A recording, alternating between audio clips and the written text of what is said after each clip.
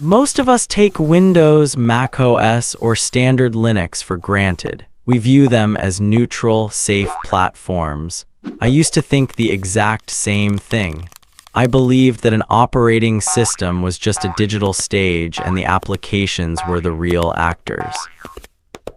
But then I looked deeper. I discovered a hidden world of bizarre, modified, and highly specialized operating systems.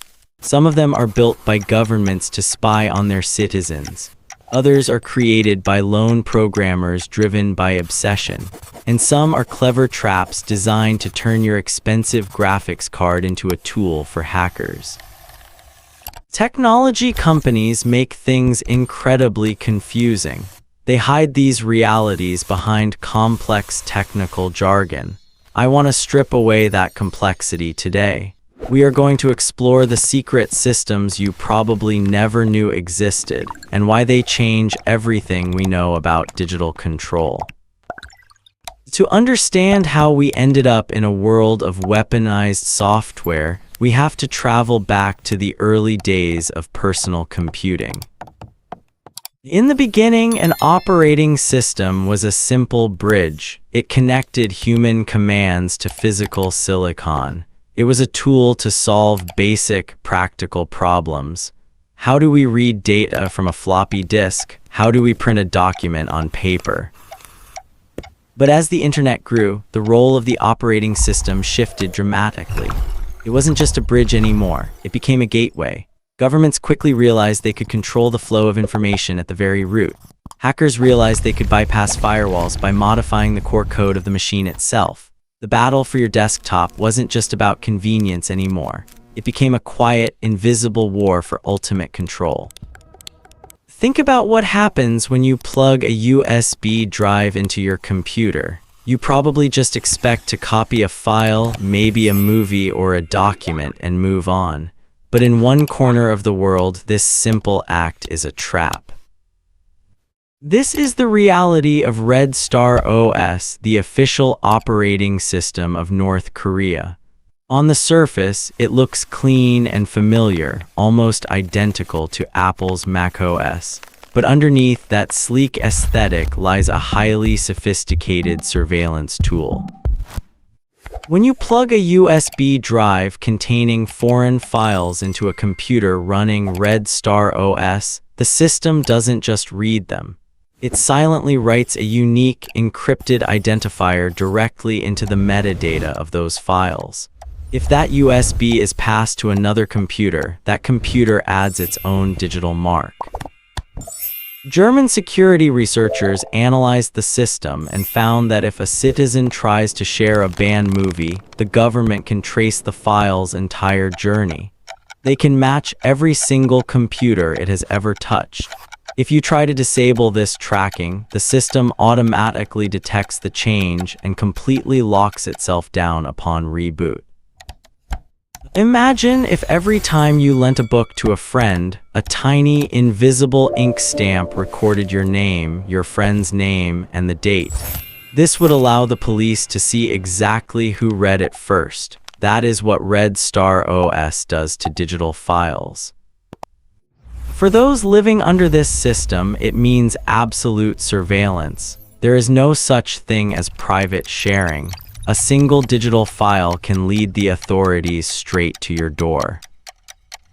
But while North Korea was busy building an OS to trap its people, a massive corporate war was brewing over a system that tried to bridge the gap between Windows and Linux. Back in the early 2000s, a new operating system appeared called Windows. It was a version of Linux designed to do something incredible: run standard Windows applications smoothly without actually needing Microsoft's operating system. By using compatibility layers, Windows promised users the freedom of open-source software with the familiarity of Windows apps. It threatened Microsoft's absolute monopoly on the desktop. Microsoft immediately sued the creators of Windows, but the lawsuit backfired in a spectacular way. Instead of a quick victory, Microsoft was forced to face an existential question in court. Was the word Windows actually a unique trademark, or had it become a generic term for any computer interface with square boxes? It is like a vacuum company trying to sue anyone who uses the word vacuum in their name. If Microsoft lost, they could lose the trademark to their most valuable brand. To save their brand, Microsoft chose the most expensive escape route. They paid the creators of Windows $20 million just to change their name to Linspire. For everyday users, it proved that tech giants fear competition so much they will spend a fortune to bury a single word. Yet, while Microsoft fought to kill a name, modern hackers are using Microsoft's own operating system to set a much more dangerous trap. We all want our computers to run faster. If you search the internet for ways to boost your frame rates, you will quickly find custom, pre-optimized versions of Windows. They promise a dream: no bloatware, no tracking, just pure performance. These are often called Windows Gaming Editions or Ghost Specters. They are modified installation files shared on torrent sites. However, many of these free gifts come with a devastating hidden price. Because these operating systems are modified by anonymous creators, security features are often stripped away. This allows developers to inject highly sophisticated malware directly into the system's core. In 2023, security firm Dr. Web discovered a massive campaign. Modified Windows ISOs were infecting computers with a silent clipboard hijacker. When users tried to copy and paste a cryptocurrency address, the malware instantly replaced it with the attacker's wallet address. Even worse, malware like Crakenesh was found in pirated games, forcing computers into safe mode, disabling antivirus tools, and hijacking graphics cards to mine crypto. It's like buying a modified sports car from an unknown backyard mechanic. It might run faster at first, but you don't know that he secretly installed a tracker and a device that drains your fuel to fill his own tank. Over 200,000 systems were infected, generating over $2 million for the hackers. For you, it means that downloading a modified operating system is like handing the keys of your digital life to a stranger. Yet, while some modify existing operating systems for profit, one man spent his entire life building a system from scratch for a deeply spiritual and tragic reason. Chapter 4: A Temple Built of Code. Building a modern operating system takes thousands of engineers and billions of dollars. But what if one single person, armed with nothing but obsession, built a complete system from scratch? This is the story of TempleOS, created entirely by a programmer named Terry A. Davis. Over a decade, Terry wrote over 100,000 lines of code to build a complete 64-bit operating system, including his own compiler, graphics engine, and even a 3D flight simulator. Terry wrote his own programming language called Holy C. The operating system runs with extreme speed because it has no security protections and runs directly on the hardware. It was designed exactly the way Terry believed God commanded him to build it. Terry suffered from severe schizophrenia. He believed God spoke to him and gave him strict, bizarre specifications. The system must only run at a resolution of 640 by 480, support only 16 colors, and have absolutely no internet connection. He compared this setup to a temple without walls. Imagine a master architect building a massive, intricate cathedral entirely by hand. He uses only ancient tools and refuses to install modern electricity because he believes the candlelight is holy. TempleOS is not a practical tool for daily use. but it stands as a monument to human genius and tragedy, showing what a single mind can achieve when pushed to the absolute limit. While Terry built a temple to escape the world, global superpowers are building digital fortresses to survive a growing geopolitical Cold War. Imagine waking up one day and being told the operating system your entire country relies on is suddenly dead. That is exactly what happened when Microsoft ended support for Windows XP. In China, millions of government and civilian computers were still running Windows XP. Instead of upgrading to newer, unfamiliar versions of Windows, the Chinese government developed NeoKylin, a Linux-based system designed to look and feel exactly like Windows XP.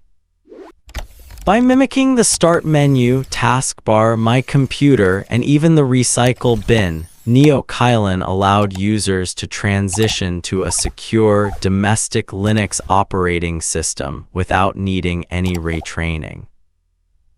The system was deployed widely across government offices, and Dell even shipped a significant percentage of its laptops in China with NeoKylin pre-installed.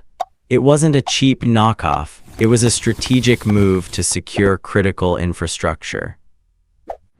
Think of it like a city replacing all its aging wooden bridges with high-tech steel structures, but painting them to look exactly like the old wood so the citizens don't feel nervous crossing them. For the users, it provided safety and familiarity, while allowing the state to disconnect its critical networks from Western-controlled software updates.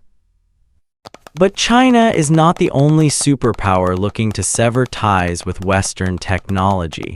This fear led the Russian Ministry of Defense to create Astra Linux. Built on top of the open-source Debian platform, Astra Linux is designed specifically for military and intelligence use, featuring extreme security protocols. Astra Linux supports multiple levels of classified information. It is designed to run reliably on Russia's domestic Elbrus processors, ensuring that neither the software nor the hardware relies on Western technology. Following global sanctions and the exit of Western tech firms, Astra Linux rapidly expanded beyond the military. It is now the primary operating system used in Russian banks, schools, and even nuclear power plants. It is like a country building its own fortified bunkers and manufacturing its own locks, rather than buying locks from a foreign company that might keep a master key.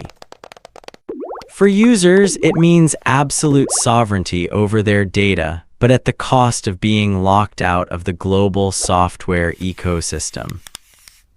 Yet you don't need a national military budget to build a secure digital fortress. Sometimes you just need a very clever way of lying to your own hardware.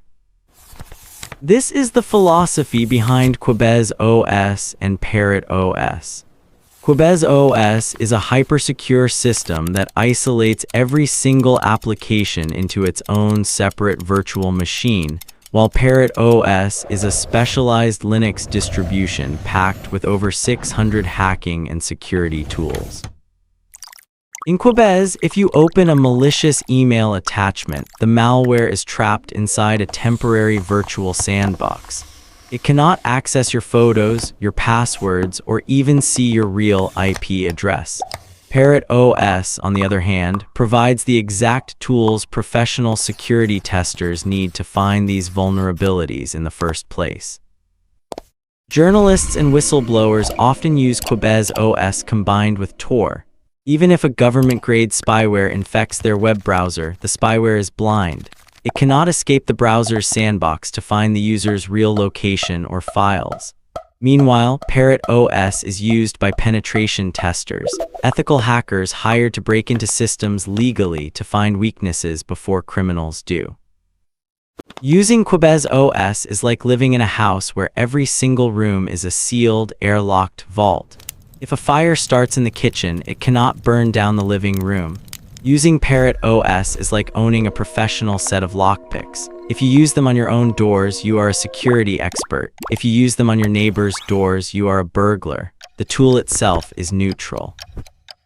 For everyday users, it shows that true security isn't about hoping you don't get hacked. It is about designing your system so that getting hacked doesn't actually matter. But understanding these specialized systems reveals a much deeper, more surprising truth about the technology we use every single day. This brings us to the ultimate twist of our story. We tend to view operating systems as simple tools. We choose Windows for games, Mac OS for design, or Linux for programming. We believe that we are the absolute masters of our machines. But the truth is, the operating system is the ultimate gatekeeper of your digital existence. It decides what you can see, what you can share, and what is hidden from you. What everyone believes is true, that our personal computers are private sanctuaries, is actually wrong. In reality, the software running under the hood is constantly communicating, tracking, and shaping our behavior. Whether it is North Korea tracking files, hackers mining crypto in the background of a modified Windows game, or national governments building digital walls, the operating system is no longer just a piece of software. It has become a geopolitical weapon, a playground for cybercriminals, and a reflection of our deepest human obsessions. We are not just users. We are participants in a silent battle for the custody of our own data. Looking back at these fascinating, bizarre operating systems, I realized something profound. What surprised me the most wasn't the technical genius behind these platforms, but the human stories woven into them. From Terry Davis building a temple of code to escape his mind, to nations rebuilding entire operating systems to protect their borders, our software is a mirror of our society. It reflects our fears, our dreams, and our vulnerabilities. The thing that changed the way I look at technology is the realization that an operating system is never neutral. Every line of code has a purpose, a philosophy, and an author. When we turn on our computers, we aren't just starting a machine, we are stepping into a world shaped by unseen hands. Have you ever experienced a sudden system slowdown or suspected that a custom software download had a hidden cost? Which of these unique operating systems surprised you the most? Do you know of any other strange, hidden operating systems that we missed? Let me know in the comments below.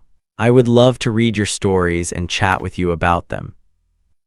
If you enjoy technology stories explained in a simple and engaging way like this, don't forget to like, subscribe, and turn on notifications so you won't miss our future videos.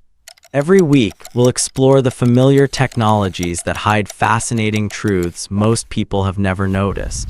Thank you for hanging out with me today, and I'll see you in the next story.